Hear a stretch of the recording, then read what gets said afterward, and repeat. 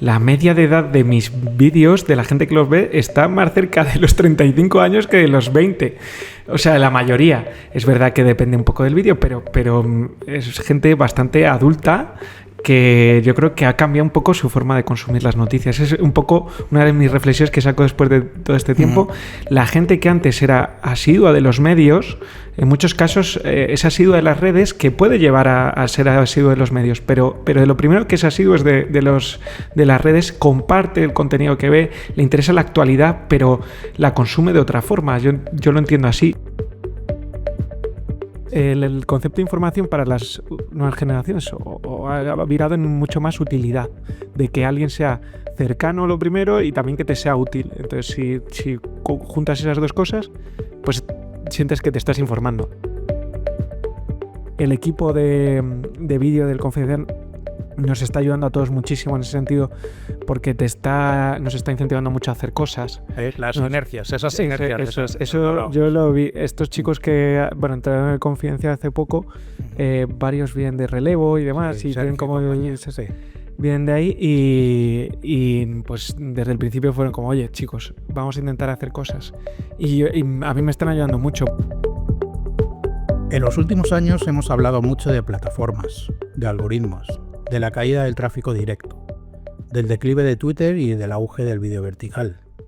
Hemos analizado cómo cambian los modelos de negocio, cómo se fragmenta la atención y cómo los medios compiten cada vez más en un ecosistema dominado por creadores que entienden muy bien las reglas de la economía de la dopamina.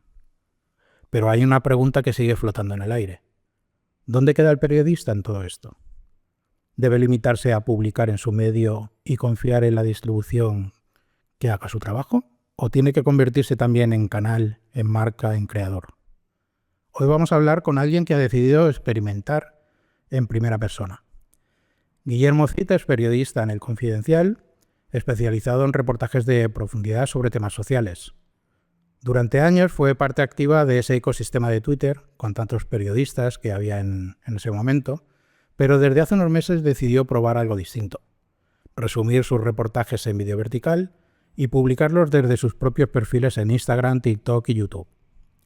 Sin equipo, sin estrategia de monetización, sin un manual previo, solo con una historia, un móvil y la intuición de que quizá el periodismo tenía que ir a buscar a la audiencia donde ahora está. Los resultados iniciales fueron sorprendentes, luego lo veremos.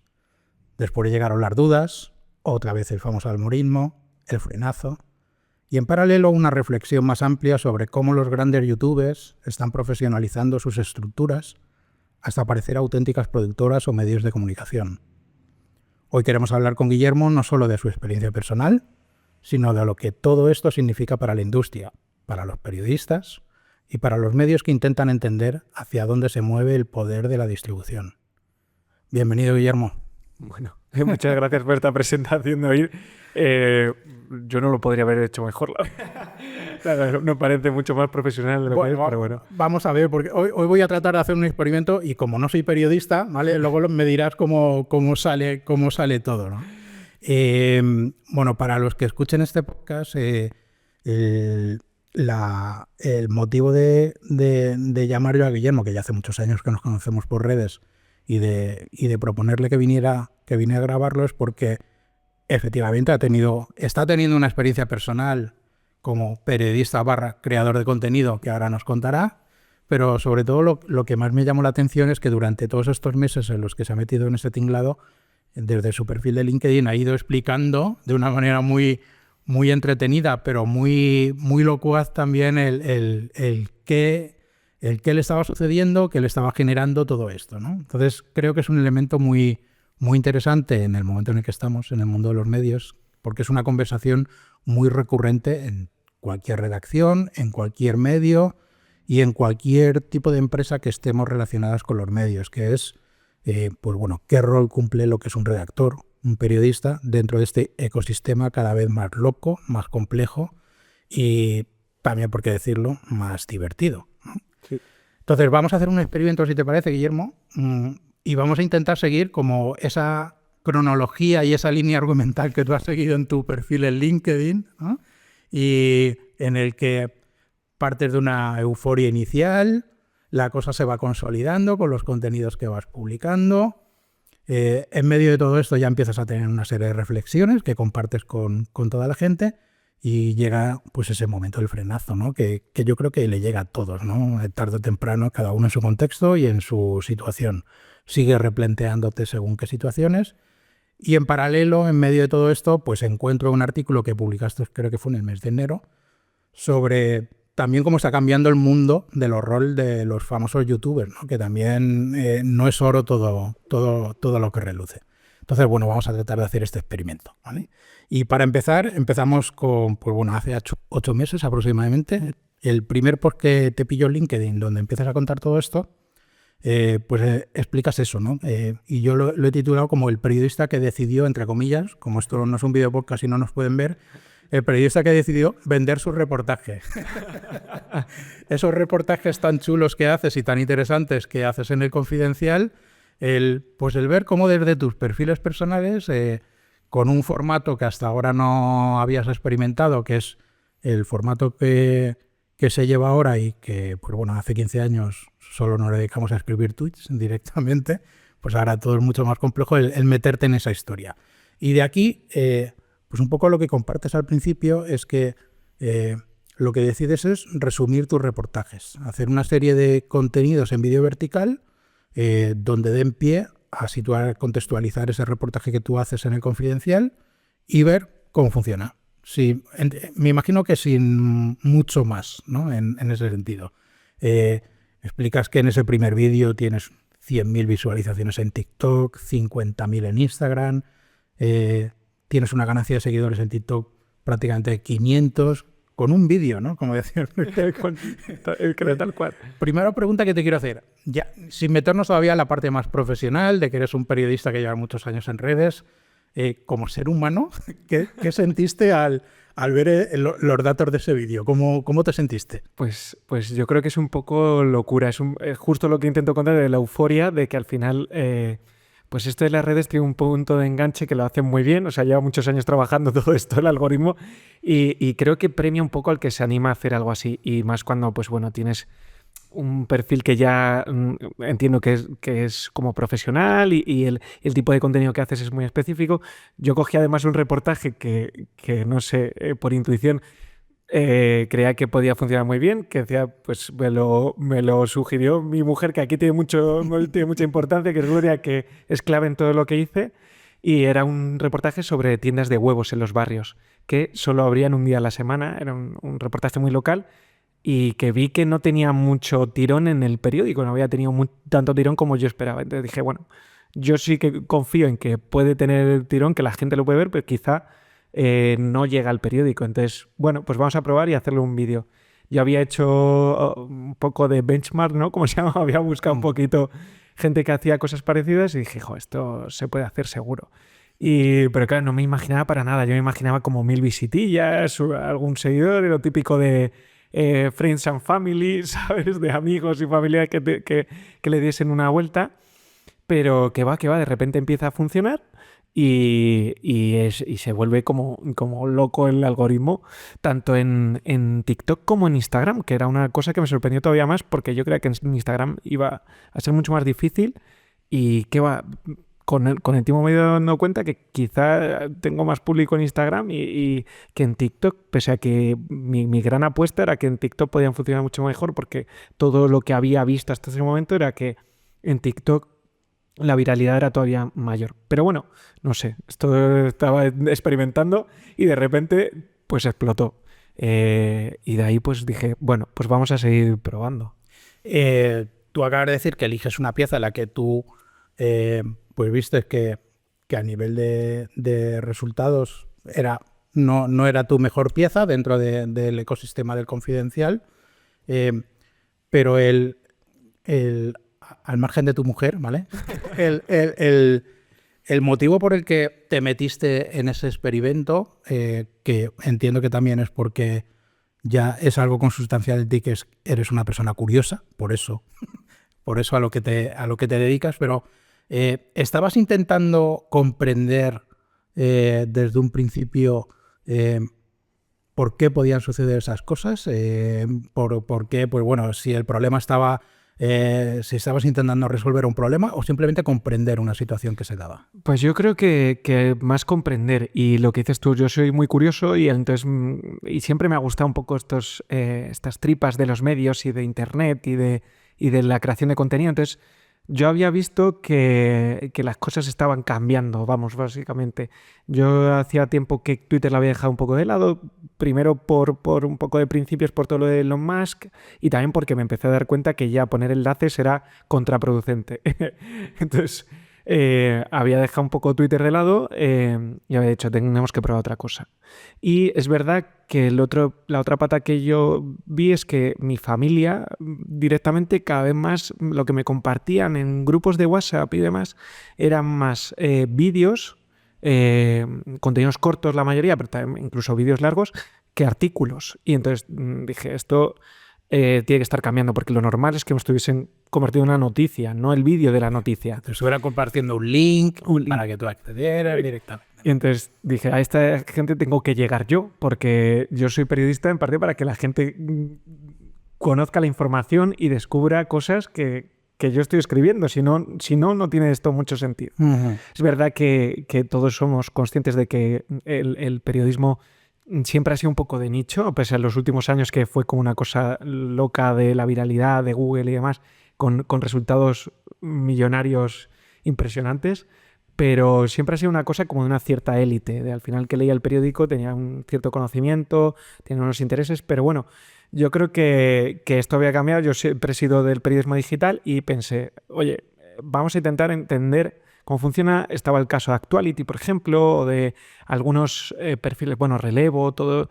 Algunos medios ya estaban intentando como trabajar ahí. Dije, bueno, no es algo tan difícil, puedo permitirme gastar un pelín de mi tiempo, que eso es algo que siempre puse primero, tiene que ser algo que no me lleve demasiado tiempo, que no me pueda agotar, que sea algo como orgánico y que encima me sirva un poco para experimentar, para hacer marca personal, para trabajar todo eso y para mostrar mis reportajes más. Entonces, bueno, ese fue un poco el experimento. Dices que también uno de los motivos por los que a ti te empezó a encenderte la lucecita de voy a intentar hacer algo de esto, tengo curiosidad, es que en tu entorno más cercano, familiar, por lo que nos dices, te empiezan a compartir una serie de contenidos y tú ves que el tipo de contenido o el formato de contenido que te comparten pues ya no es lo mismo de, pues eso, cuando compartíamos un enlace de un tuit o lo que sea, ¿vale? Ese entorno no necesariamente es un entorno en el que estamos hablando de gente joven. No, para nada, para nada. Es más, esto creo que lo cuento en alguno de los posts. La media de edad de mis vídeos, de la gente que los ve, está más cerca de los 35 años que de los 20. O sea, la mayoría. Es verdad que depende un poco del vídeo, pero es gente bastante adulta que yo creo que ha cambiado un poco su forma de consumir las noticias. Es un poco una de mis reflexiones que saco después de todo este tiempo. La gente que antes era asidua de los medios, en muchos casos es asidua de las redes, que puede llevar a ser asidua de los medios, pero de lo primero que es asiduo es de las redes, comparte el contenido que ve, le interesa la actualidad, pero la consume de otra forma. Yo lo entiendo así y es más, los entornos en los que, entornos que me han dicho, mira, he visto tu vídeo, tal, que superan mucho lo habitual que tenía cuando escribía. Obviamente no se me veía la cara, entonces puede ser que la gente no me relacionase Guillermo Cid, puede haber otro.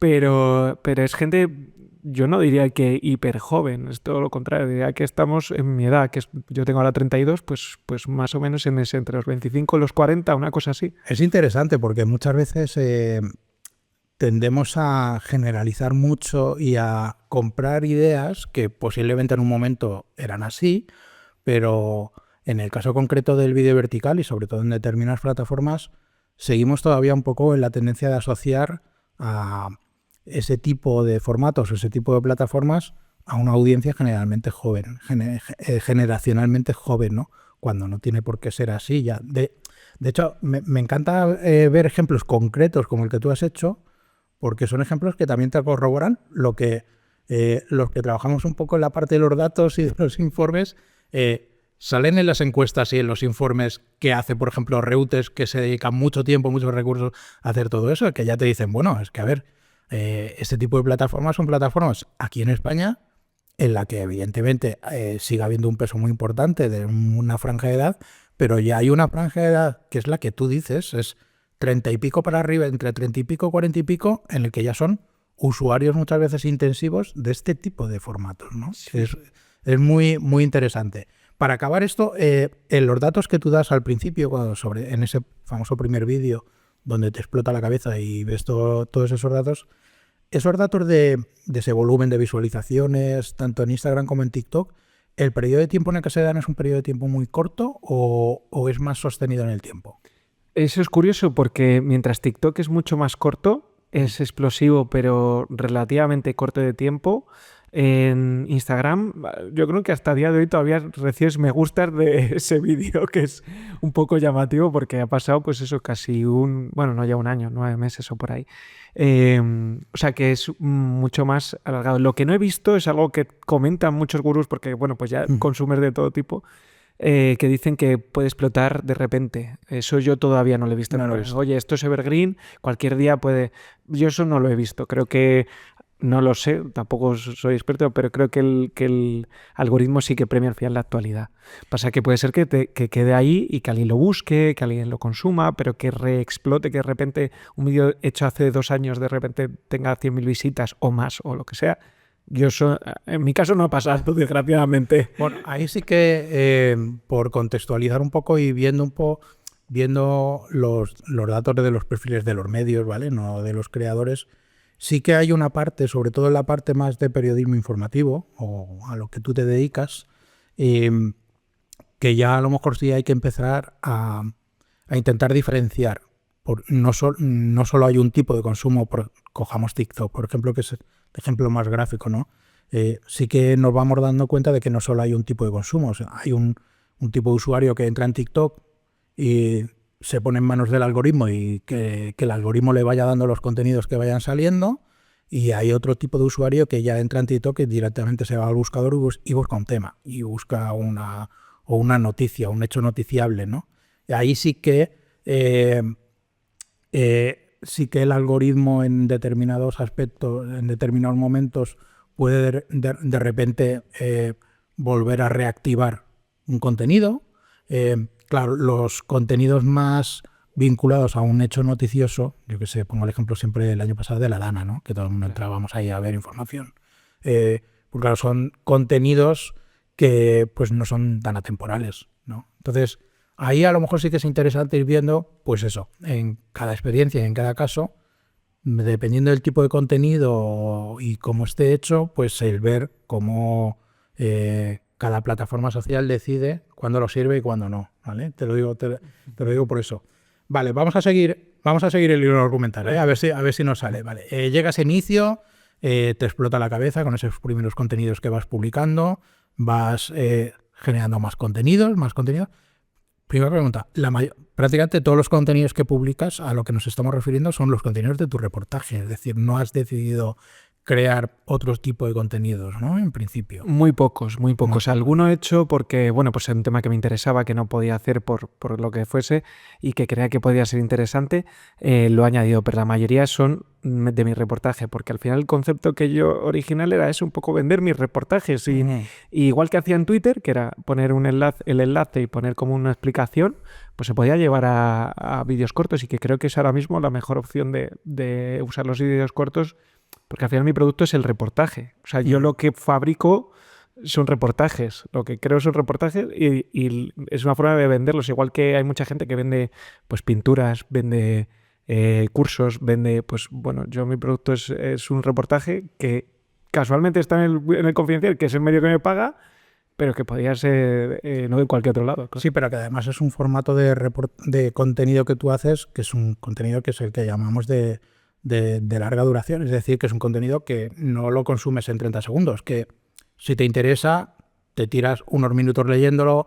en cada reportaje metes muchas fuentes, muchas referencias, es decir, que a quien le interese ese tema se puede tirar mucho tiempo consumiendo ese contenido. Y claro, lo que tú haces es el otro concepto, es decir, mediante un contenido muy corto, llamémosle en el argot de televisión un cebo o lo que sea, el que tú puedas contextualizar y puedas ayudar a que el que realmente esté interesado pueda ir al medio y pueda consumir todo ese contenido. Un teaser, vamos. Exacto. Sí, es lo que tú decías, es una forma más de amplificar, pero más sofisticada de cuando solo estábamos en Twitter. Eso está claro. Vale, pues seguimos. Te sucede todo lo que sucede y ahí ya empiezas a darle vueltas a la cabeza todo lo que está sucediendo bajo diferentes vertientes, ¿no? Y ahí empieza un poco la fase de las hipótesis, lo que tú puedes ir desgranando, qué conclusiones puedes ir sacando, etcétera. Y hay una parte en la que dices, que a mí me interesa mucho, que dices algo muy potente, es que la gente ya no se informa como antes, pero sí sigue necesitando periodistas, ¿vale? Desarróllame un poco más esa idea porque, claro, en según qué contextos, la gente a lo mejor no lo puede acabar de entender. Sí, David, tú lo sabes que yo he hecho mucho tiempo tecnología y estaba muy enfocado a todo este tema de los influencers, youtubers, creadores. Entonces, al final, pues todo este tema lo he seguido desde hace años y hace poquito, yo creo que antes de empezar o más o menos en ese momento, hice un reportaje sobre los, creo que los llaman News Hunters o algo así en Estados Unidos, que son pues cuentas que antes eran de memes y cosas así, que ahora hacen medio información. Aquí en España un ejemplo que yo utilizo normalmente es CeciArmy, ¿no? Era una cuenta de memes que últimamente ya da hasta noticias, ¿no? Y me parecía muy curioso, en Estados Unidos explotó con las elecciones de Trump, las últimas elecciones que ganó Trump, y me puse a investigar un poco de dónde salían, un poco este fenómeno. Hicimos un reportajillo y me contaban que uno de los últimos informes del Oxford Institute, creo que es, Sí, que contaban que la gente ya, el concepto de información, eso me llamó mucha atención, ya no es lo mismo de lo de antes. Tú te informas para saber lo que pasaba en el mundo. Ahora, digamos que para saber lo que pasa en el mundo no hace falta ni informarte. El móvil lo llevas, sabes el tiempo, sabes, seguramente ya te salte la información, tienes la tele continuamente, tienes vídeos. Entonces, el concepto de información para las nuevas generaciones ha virado en mucho más utilidad, de que alguien sea cercano a lo primero y también que te sea útil. Entonces, si juntas esas dos cosas, pues sientes que te estás informando. Oye, pues este hombre me ha informado de que mañana va a llover, bueno, justo un poco otro ejemplo, ¿no? Pero bueno, o algo de que me vaya a servir una aplicación que me va a ser súper útil. Encima me la cuenta con cercanía, con transparencia, entonces es un buen informador, es un poco ese punto. Entonces yo ahí empecé a entender o a intentar entender que eso debíamos llevarlo nosotros también. Y es lo que, bueno, pues empecé a llevar ahí, decir, yo te traigo esto que te estoy siendo útil y si esta información, este pequeño teaser que te cuento, te es útil, te llama la atención, te aporta algo, pues seguramente quieras leer más. Igual que quieres comprarte un producto que ves que mola, igual que te vas a ver una peli que el tráiler te mola, ¿no? Es un poco ese concepto. Y yo creo que la información ya no se informa como antes, ya no es, digamos, antes los medios eran un poco pasivos, podemos decirlo así, en el sentido de tú venías al kiosco porque necesitabas esa información. Esa información ahora mismo la va a tener. Lo que necesitas es que ser más activo y decirte, tengo la mejor, esta información te va a ser útil, te va a servir para tu día a día y te va a encantar. Entonces te tengo que vender de alguna forma un poquito para que al final lo acabes comprando, ¿no? Un poco eso. Y quizás ahí también entra un poco, según lo ibas contando ahora, el concepto de que determinadas audiencias, esto sí que lo vinculo más a las audiencias jóvenes, ¿no? Que son las que se incorporan en el consumo de información. Yo estoy hablando de información básicamente, ¿no? Y sí que ahí hay un elemento en el que a lo mejor ese tipo de nuevos formatos o nuevas maneras de contar las cosas entra un poco con una necesidad que hay por parte de esa audiencia de que les traduzcan las cosas, de que a lo mejor es un tipo de audiencia que le cuesta mucho trabajo entrar en un artículo, ver un titular, ver una cabecera, me lo invento, 7, 8 párrafos que te van explicando todo lo que es ese hecho noticiable, y que les cuesta muchísimo trabajo y de repente llega, pues yo qué sé, pues eso, un actuality y lo que te hace es prácticamente traducir eso en otro lenguaje diferente. Y ahí el éxito que tienen pues que tienen una audiencia que consume mucho contenido porque es una audiencia que sí está acostumbrada, sí quiere informarse, no es ese mantra que tenemos de los jóvenes no quieren informarse, sino de que se quieren informar, pero se quieren informar en unas con unas claves y un lenguaje que ellos entiendan directamente. Totalmente. Es esa parte. Si te das cuenta es que le están dando un servicio. Esto es como al final te estoy diciendo, te traduzco las noticias, te doy una utilidad de algo que no sé. O sea, creo que por ahí hay que intentar. O sea, hay un cambio, claramente. ¿Y tú crees que en esa parte, poniéndonos ahora en la piel de los medios, ¿vale? En la piel de quien te tiene contratado? Claro, están en un contexto complejo, ¿vale? Desde luego la situación de un medio de comunicación a día de hoy no es nada sencillo, ¿vale? Pero dentro de ese contexto, sobre todo el ecosistema digital, ¿tú crees que hay una serie de dificultades que tienen que ver con el modelo de distribución por parte de los medios de los contenidos que hagan? Y también metería ahí un poco la pata, la clave, la variable del concepto de la confianza. Porque sí que es cierto que los 4 años del informe del Instituto Reuters de Oxford, que ahí sí que nos dicen en España, a través de la Universidad de Navarra, que hay una pérdida de confianza por parte de la ciudadanía en determinado tipo de medios. ¿Crees que ahí esas variables juegan un papel importante de todo esto que estamos hablando? Sí, yo creo que es obvio que, a ver, durante muchos años tú lo decías, lo de Twitter, era relativamente sencillo, ¿no? Incluso las propias redes sociales te premiaban, ¿no? Todos recordamos cuando Facebook era, vamos, un campo, siempre daba fruto, ¿no? Era como metías ahí un enlace y explotaba, daba igual lo que fuese prácticamente. Y claro, obviamente ha habido un cambio en el que las redes sociales que creíamos aliados pues se han convertido en prácticamente enemigos y te ha obligado a tener que darle una vuelta, a trabajarlo mucho más. Bueno, Google pues cada vez más y eso va a seguir pasando.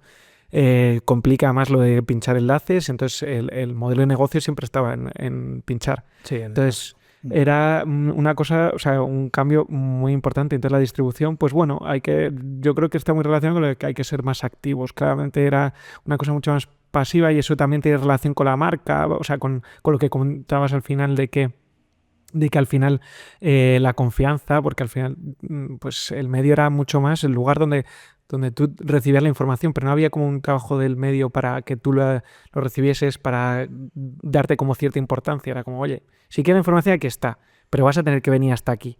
Entonces, bueno, creo que hay un cambio y creo que hay muchos medios que lo están viendo y que lo están cambiando. Obviamente esto pues no es fácil mover, eso es obvio.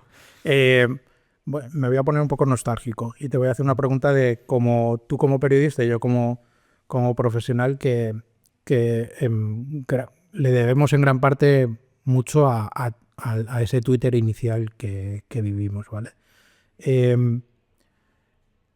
¿Crees que Twitter ya, desde el punto de vista del trabajo periodístico, me refiero, ¿crees que Twitter ya ha sido sustituido por otras plataformas? ¿Crees que todavía Twitter tiene algo de relevancia en la profesión periodística, me refiero? Yo creo que todavía sí, pero lo tiene como, pues bueno, porque ningún imperio cae de un día para otro, ¿no? Yo creo que es una cosa que llevamos arrastrando muchísimo tiempo. Todos somos nostálgicos de aquel Twitter porque para el periodismo significó muchísimo. Hay gente que ha tenido trabajo gracias a eso. Hay gente que ha encontrado las mejores fuentes. Hay gente que incluso ha encontrado pareja a través de Twitter.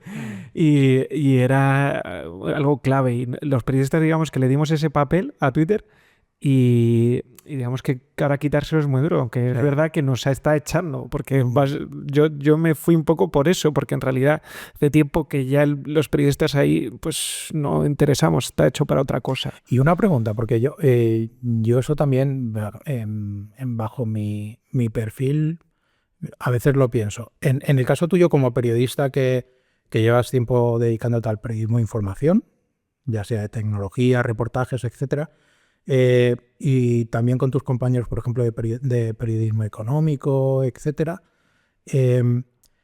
¿Crees que, por ejemplo, LinkedIn ha venido a ser un poco como ese sustituto, ¿no?, para el periodista? Que a través de LinkedIn ahora buscas tus fuentes, te informas de una manera con calidad de temas sobre los que te interesan. ¿Crees que ha sido un poco como el sustituto? Sí, o sea, a ver, hay una parte que yo creo que puede absorber Instagram, ¿no? Un poquito de que, pues bueno, prefieres pues sobre todo de empresas, para tal. Hay un poco de fuentes que puedes buscar por ahí, divulgadores. Encontrar divulgadores en Instagram es quizá algo más fácil.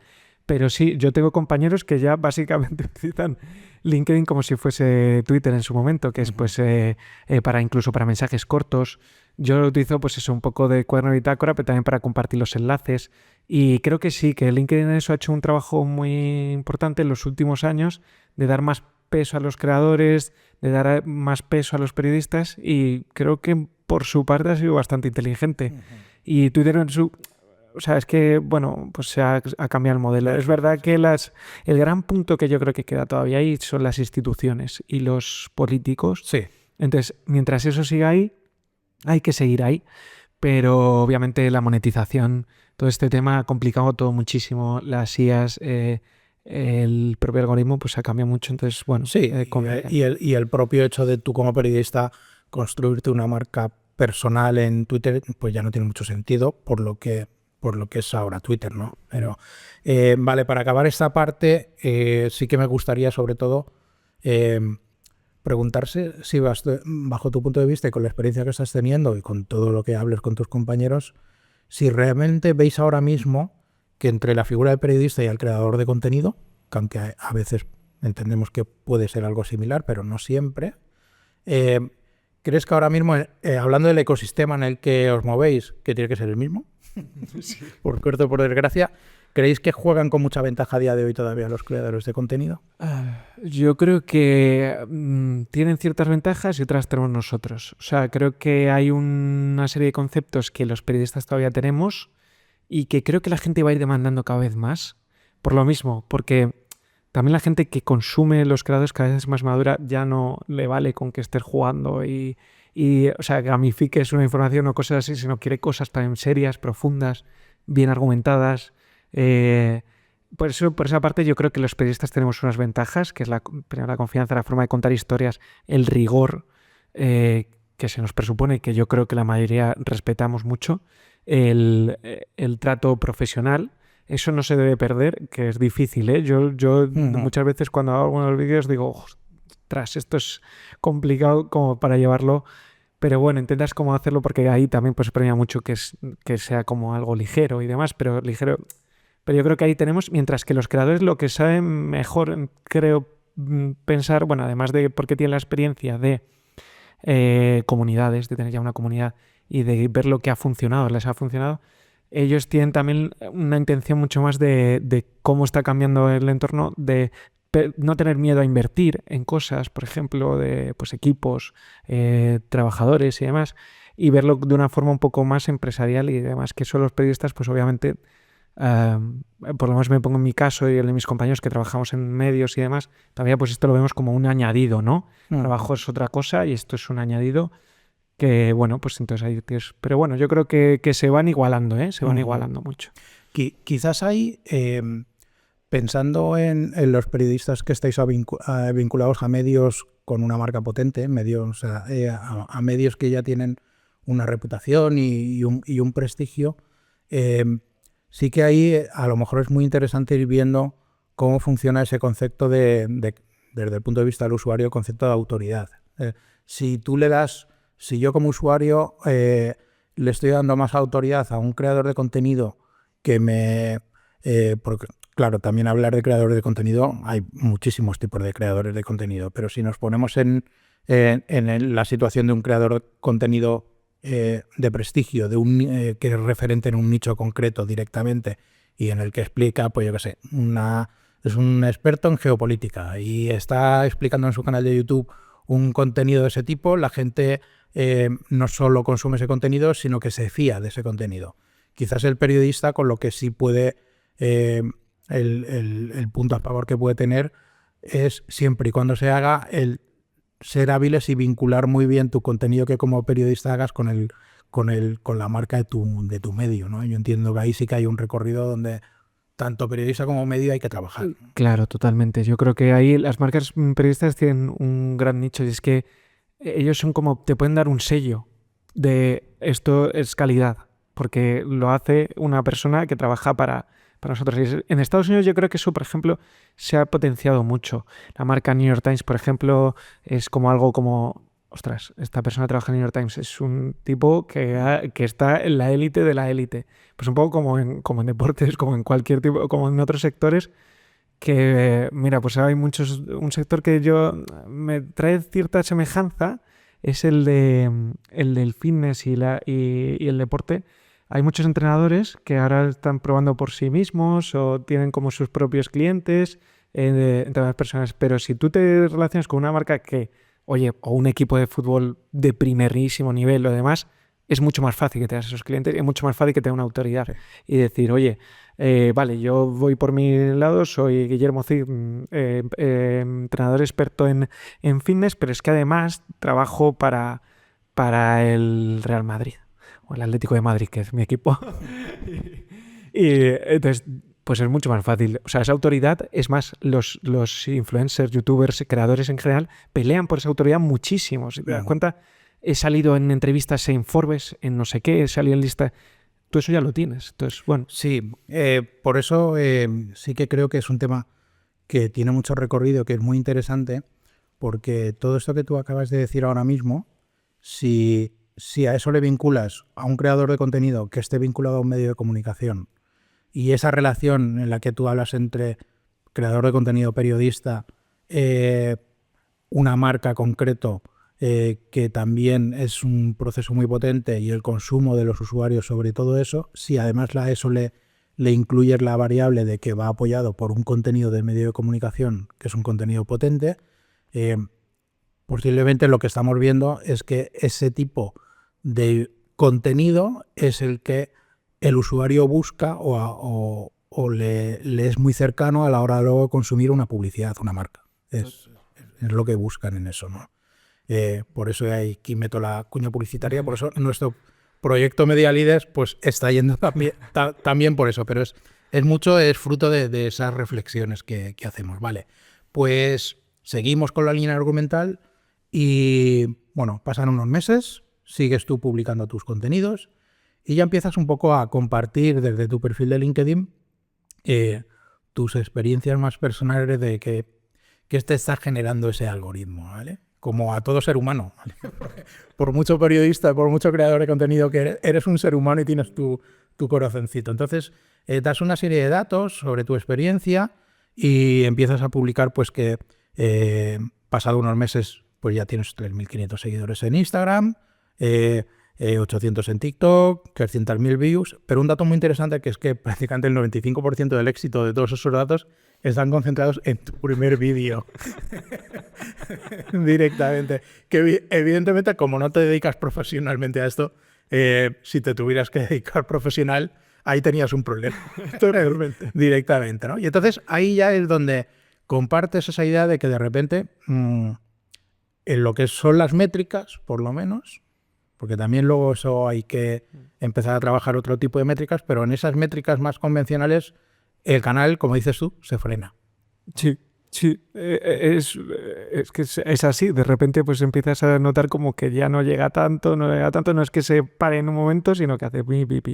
Vale. Un poco como los coches. Y personal, o sea, de manera personal, ¿cómo vives ese momento en el que de repente entras en tu smartphone o en tu ordenador, te vas a las estadísticas y dices, coño, ¿qué está pasando aquí? ¿No? Que te da ganas de dejarlo, de seguir con el experimento. ¿Qué sensaciones personales te genera todo esto? Pues es algo difícil porque la verdad es que yo me divierto haciendo esto, me ayuda mucho profesionalmente porque me ayuda a sintetizar mucho, me ayuda también a elegir mejor los temas. O sea, al final yo lo tomo un poco como un aprendizaje también. Entonces, el problema que encuentras ahí es que, pues, que no, al no ser experto en esto, pues no sabes qué está fallando. Ese es el gran punto, porque tú dices, yo cuento las mismas historias que antes tenía mucho más. Yo, como tengo un poco de experiencia, sé que esto es un poco arbitrario y entonces tienes que decir, vale, no pasa nada, esto tiene que seguir. E incluso te quitas un poco un peso de encima porque durante un tiempo yo sí que llegué a notar de repente tenía como un poco de presión de esto tiene que funcionar sí o sí, porque esta es la gran apuesta y esto, o sea, como que te cargas mucho de decir, joloba, es que esto va bien y esto tiene que funcionar y tiene que seguir creciendo y tengo que demostrar que los periodistas somos la leche. Y entonces, bueno, pues te quitas y dices, mira, oye, esto es un proyecto personal, mucho más experimento, estamos mucho más en familia. Y oye, mientras la gente que lo consume y tal le guste y todo esto, pues bueno, ahí vamos haciéndolo. Pero es un momento complicado, ¿eh? No... Y eso que tú dices que tú desde un principio te lo tomas, pues bueno, sin a priori ninguna presión, simplemente como pues bueno, una experiencia que quieres vivir, que como todo reportero curioso quieres ver cómo en primera persona va evolucionando todo eso, pero incluso ahí me dices que hay un momento en el que sí que sientes esa presión porque como había empezado a funcionar también esa expectativa, esa presión te la pones tú mismo, etcétera.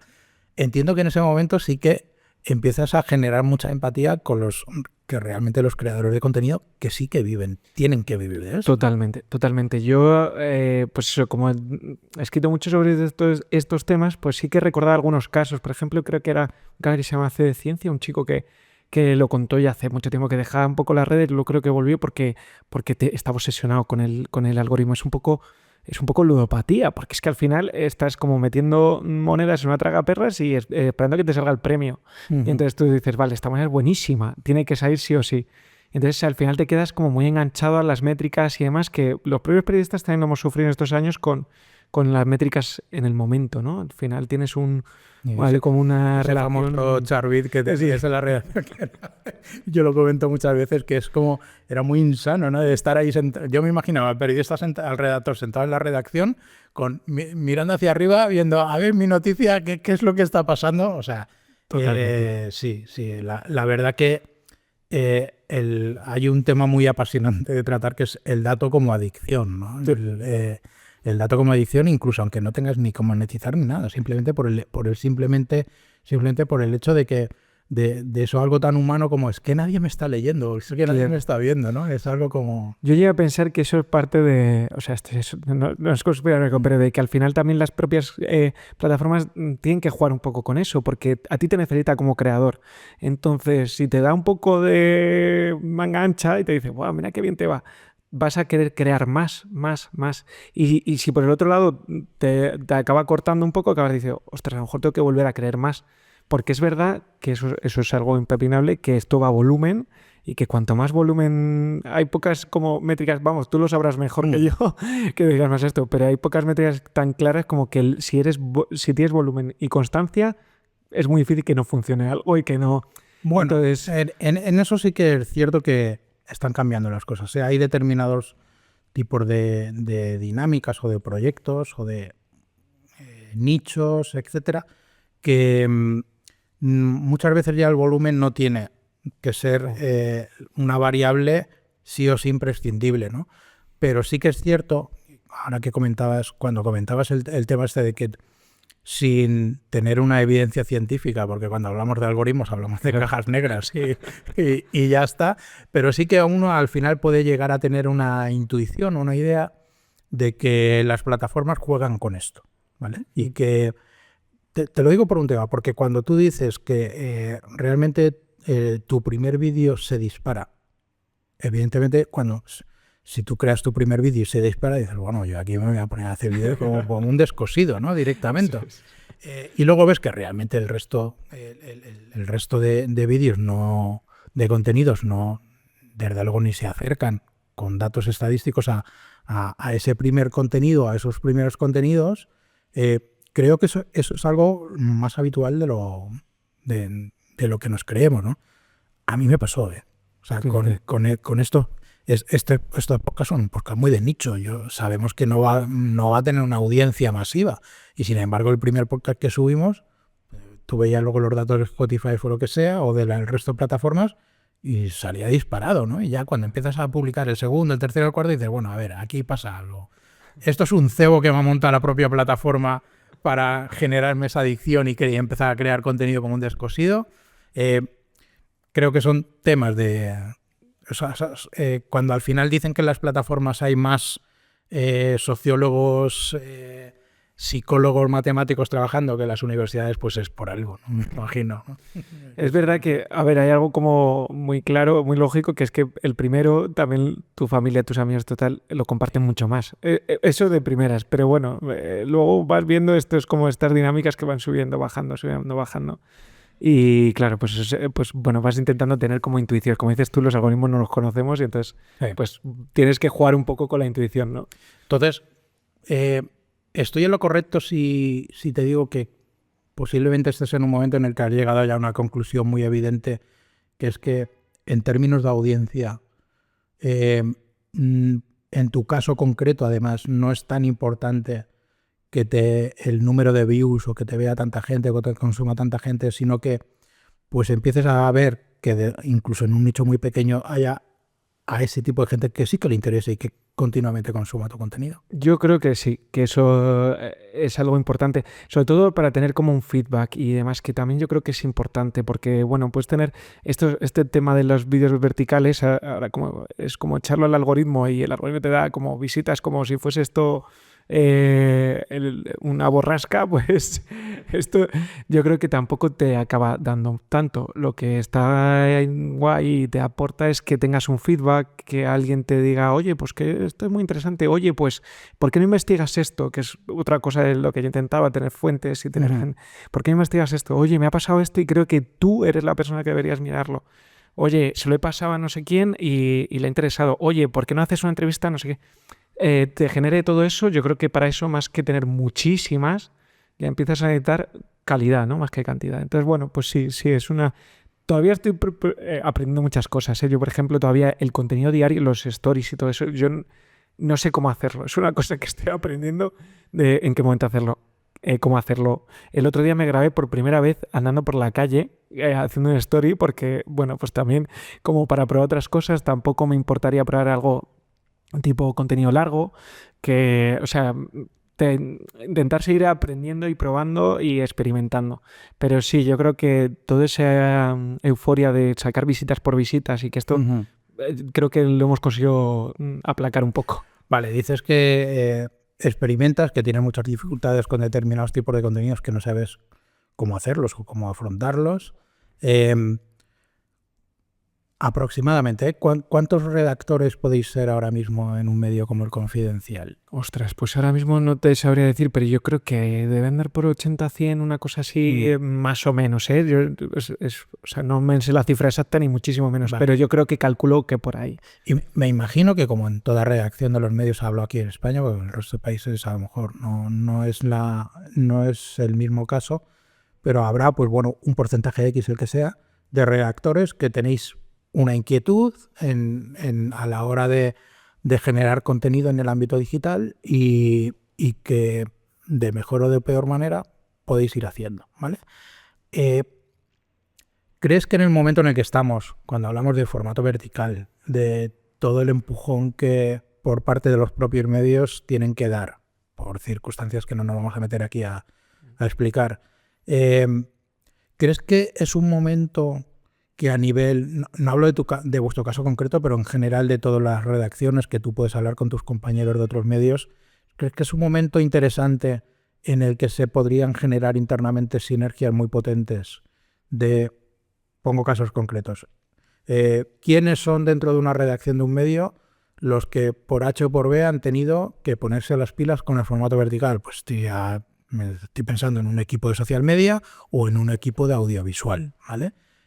¿Crees que es muy interesante y que a lo mejor ya se está dando en vuestro caso que internamente esos diferentes equipos ya que cada vez son más transversales con los periodistas puedan establecer esas sinergias y eso sea un win-win y que todo eso sea un elemento muy diferenciador? Sí, yo creo que sin duda, vamos, es un momento súper bueno para todo eso. Vamos, yo, por ejemplo, en el caso de Adamuz, que me tocó irme como reportero y a cubrirlo y demás, ya hicimos un montón de contenidos compartido por El Confidencial, me añadían, por ejemplo, en Instagram, o sea, lo hacíamos de forma compartida, incluso yo subía algunas cosas, lo compartíamos tal, para buscar incluso gente que estuviese afectada y demás. Entonces creo que es un momento buenísimo para hacer todo eso y que yo quiero pensar o creo que los medios sí que se van a animar a hacer todo eso por lo que estoy viendo hasta ahora. Además yo creo que lo que dices tú es un win-win y creo que los periodistas, igual que antes tenían su firma, que era, hombre, era muy importante la firma, y tenías tu presencia, pues ahora la firma, o sea, los perfiles sociales son parte de la firma. Y ya lo era con Twitter, lo que pasa es que, bueno, pues en ese momento no era tan profesional, pero ahora todos lo conocemos, todos lo sabemos, nuestra firma es nuestro perfil social y yo, por ejemplo, para estos perfiles yo me creé nuevos perfiles, los separé de los personales, en parte para poder, hombre, proteger mis cosas, claro, obviamente, pero también para decir, oye, esta es la firma de Guillermo Cid, periodista, reportero y que hace sus trabajos, sus reportajes y además tiene todo esto. Y creo que sí, que los propios medios al final, yo los entiendo un poco así, son como lugares donde se tiene mucho talento, captadores de talento y donde ese talento pues tiene su espacio, ¿no? Y puede trabajar y puede publicar y demás. Y creo que parte de ese talento se puede dar aquí. Y yo creo que tengo ya muchos compañeros que lo hacen, ¿eh? Que tienen, además somos gente curiosa por naturaleza y que nos apetece, tenemos ego y tenemos ganas y tenemos formas de salir y nos apetece que la gente nos vea y que nos lea. Y bueno, pues es otra forma de hacerlo, ya está, no hay más. Sí, sí que creo que eso es una parte positiva de todas estas dificultades que cuando hablamos de todo esto, al final a nivel operativo y a nivel del día a día, pues eso lo que genera son muchas dificultades, porque es que, a ver, seamos sinceros, a los medios cada 2x3 os cambian el paso, o sea, directo, sí.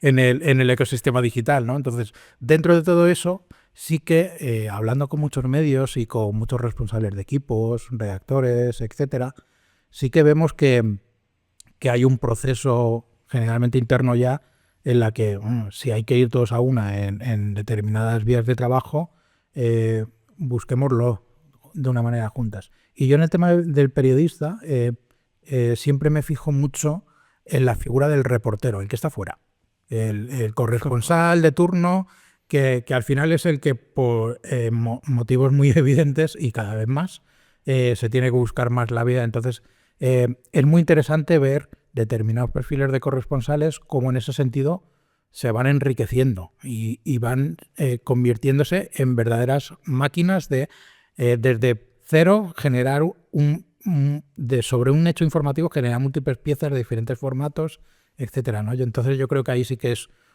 hay un recorrido muy, muy interesante. A ver, o sea, sí. Perdona, que te corté ahí, David. O sea, al final nosotros también ya se estaba viendo con las tertulias y demás. Al final te daban, o sea, hay muchos periodistas, compañeros, que iban a las tertulias, ponían el nombre del periódico, aparecían, y no tanto tertulias, que aparecías en programas. A mí me han llamado de programas, te ponían Guillermo Cid, el Confidencial, y aparecías, y ya tenías que, o sea, lo que hacías es adaptar la pieza de otra forma. Pues al final es el trabajar. Es verdad que, bueno, pues existe un poco el miedo de la marca personal, de todo esto, pero yo creo que hay que perder un poco el miedo a todo eso. Yo creo que es parte de un poco de la evolución.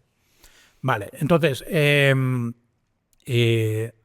pues esa experiencia que has vivido, ahora mismo, en este momento, ¿en qué te encuentras?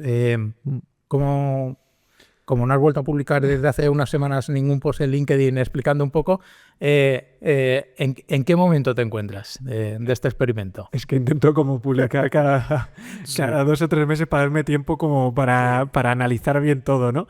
Pero bueno, pues ahora estoy muy tranquilo con lo de subir vídeo. Después de todo esto del frenazo y todo, dije, bueno, vamos a organizarnos y esto lo hacemos de forma normal y tal. Y entonces, pues intento siempre mantener como un vídeo a la semana y empecé a probar unas publicaciones que el problema es que, claro, yo algo clave es que como esto no me da de comer, yo mi vida personal hay que mantenerla. Y entonces, porque además sé que si no me quemaría y dejaría de hacerlo, porque al final pues no te da de comer. Entonces empecé a hacer unas publicaciones los fines de semana que son como resúmenes de los mejores temas que he leído esta semana. Me viene muy bien porque me ayuda a todo lo que consumo en toda la semana por trabajo, pues Sí, hacerlo mejor y hacer ese ejercicio.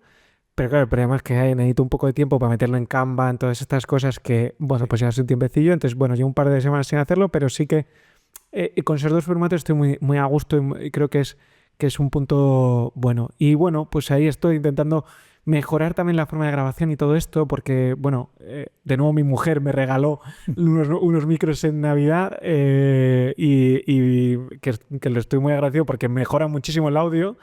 Pero estoy probando también cosas eso, a intentar salir, quiero empezar a salir a la calle, empezar pues incluso los propios reportajes que ya hago en la calle, hacerlos allí directamente y no volver a casa, porque yo creo que esa es otra barrera. Yo creo que es un poco ir superando como miedos y barreras y decir, hombre, es mucho más fácil grabarte en casa que nadie te ve, Claro.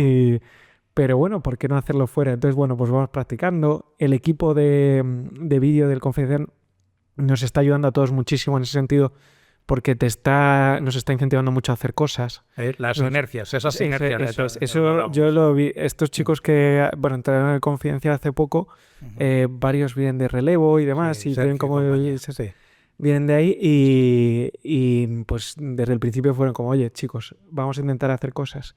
Y a mí me están ayudando mucho porque claramente es que estoy perdidísimo. O sea, esto es un mundo muy nuevo y entonces pues a editar y cosas de esto. Pues seguiremos pendientes. Y ya para acabar, sí que me gustaría hablar de un tema que ya no tiene que ver, o sí que tiene que ver, ¿vale? Pero no es tu propia experiencia personal, que es ese artículo que publicaste en el mes de enero, que a mí me ha llamado mucho la atención porque incluso los que estamos continuamente pensando en creadores de contenido, pues es eso, como es el mundo del streaming, etcétera, pierden muchas veces la perspectiva. Y me llamó mucho la atención que tu artículo sobre todo iba muy vinculado a que incluso dentro del mundo de los youtubers, por simplificarlo, como YouTube ya lleva mucho tiempo, hay un perfil de ese tipo de profesional que le ha ido muy bien en el mundo de YouTube que se está quedando atrás, ¿vale? Y que el modelo de negocio de una plataforma como YouTube, para que tú ya puedas tener un negocio bien montado, hablando de monetización, que no era tu caso, en el que no monetizabas, hay muchos youtubers ya que se están convirtiendo en verdaderas, alrededor de ese youtuber hay verdaderas productores o prácticamente medios ya creados, ¿no? En ese sentido. Publicaste en el artículo, hablas un poco de ese escenario en el que tú te encuentras con youtubers, en el que alrededor de esos youtubers hay equipos de 10 editores, miniatureros, que ahora me explicarás que no he conseguido saber lo que es, y luego hay perfiles de strategies, inversiones, incluso de piezas de 11.000 euros, o ese famoso youtuber como MrBeast pagando a cliperos para que ellos generen piezas sobre lo que él hace. Es decir, ya o sea, hay un tinglao montado ahí muy, muy interesante, ¿no? ¿Crees que ese perfil de youtuber que ahora se está adaptando invierte mejor en talento que los propios medios tradicionales? Ostras, es una pregunta. Buenísima pregunta. Pues, a ver, bueno, primero los miniatureros son la gente que hace las miniaturas de YouTube, que es algo clave, por lo que dicen todos los gurús, clave, tanto la miniatura como el título. Y hay gente que se dedica especialmente a eso. Y hay gente que los contrata. Mucha. La mayoría de youtubers que ves los hacen. Y creo, sobre lo que preguntas, pues creo que está todo muy relacionado. Sí creo que hay una concepción de la inversión en talento que puede estar por encima de la de los medios. ¿Por qué? Esto es una reflexión de durante mucho tiempo los medios vivían de una forma, lo que hablábamos al principio, muy fácil. Tú contratabas a una persona que redactase, que trabajase algo muy sencillo y tú tenías un rédito muy, muy bueno. Hay muchos youtubers que saben que este trabajo es complicado, porque ellos mismos lo han hecho y a ellos mismos se les ha complicado y por eso mismo han buscado talento. ¿Quiere decir eso que son mejores empresarios que los medios? No lo creo. Yo simplemente creo que entienden mejor que hay la competición, ¿no? Al final yo estoy compitiendo con gente que está invirtiendo mucho dinero, yo tengo que invertir más. Te busca el mejor, y el mejor sobre el mejor, sobre el mejor, sobre el mejor, sobre el mejor. Y además algo también evidente que es que en el escenario el escenario en el que hablamos es el escenario que ellos controlan, que es el escenario del streaming, de la plataforma, y que son ellos los que realmente durante muchos años han ido adquiriendo ese know-how de ver, o sea, ese concepto de miniaturero, ¿vale? Sí. Pues posiblemente en una redacción de un medio hasta hace poco pues no se tenía en cuenta en el sentido de que no contaban con esa variable. Bueno, puede ser algo parecido a un editor gráfico, exacto, ¿no? Y una cosa así, y luego pues tienen los cliperos, al final son pues bueno, un poco un equipo de social media, ¿no? Que al final lo que hacen es cogen el vídeo, lo recortan, ven los mejores momentos y dicen, venga, vamos a colocarlos ahí. Y bueno, pues aquí hay ejemplos, que son sobre todo Willy Rex y Ibai, que son yo creo los ejemplos más claros, que sí que es que son ya superproducciones. Y claro, al final también es verdad que el que entiende sobre productoras sabe que también las inversiones son importantes. ¿Por qué? Porque el equipo es muy caro, el trabajo es muy caro. Y entonces, pues bueno, vienen de ese mundo en el que ellos mismos han tenido que invertir y también conocen el rédito. Saben que yo invierto 10.000 euros, pero yo recupero los 10.000 el primer día, o si no me la paga una marca, y de ahí todos son beneficios. Entonces, bueno, está cambiando mucho en ese sentido, que veremos cómo evoluciona también. Cómo evoluciona, ¿no? Vale, pues ya vamos a ir acabando. Yo creo que a la gente le puede ser muy útil el fijarse en tu experimento. Como reportero no has utilizado a nadie, te has utilizado a ti mismo, ¿no? Y creo que eso es muy interesante, y sobre todo el que eso da pie a muchas reflexiones que lleva, ¿no? Todo eso dentro de un profesional del periodismo. Te voy a hacer la última pregunta que creo que tampoco te he avisado, pero bueno, a lo mejor ya estás un poco sobre aviso, que en el fondo es la más importante de todas, ¿no? Que es que nos digas qué canción quieres que incluyamos en nuestra playlist. Eso sí que es un concepto de autoridad importante, ¿eh? Ostras, estoy impresionadísimo porque además es que yo he escuchado tus podcasts, David, y la gente plantea canciones súper de nicho, súper buenas, que dices, ostras, esto yo no se me ocurre ni de... Pero bueno, yo he ido a algo más sencillo que me gusta mucho, y además creo que cuadra bien tanto con el trabajo como con los conceptos que tengo, ¿no? Que es, bueno, la moda, Héroes del Sábado, ¿no? Que tiene una parte de no te olvides de dónde vienes, que creo que es clave, que es pues nos podemos hacer creadores de contenido, nos podemos hacer tal, pero el periodista tiene que saber de dónde viene y tiene que mantener los pies en el suelo, que creo que sin eso pues perdemos el sentido. Genial, pues muy bien hilado. Pues nada, pues muchas gracias, Guillermo, ha sido todo un placer el poder charlar contigo un rato. La verdad que sobre todo el poder hablar después de muchos años y viendo cómo ha cambiado todo pero bueno, que aquí seguimos. Porque la verdad que es muy gratificante. Pues nada, pues ya sabes, aquí tienes tu casa, siempre y cuando puedas aparcar. Sí, eso es complicado. Y nos seguimos viendo. Muchas gracias, Guillermo. Gracias a vosotros. Vale.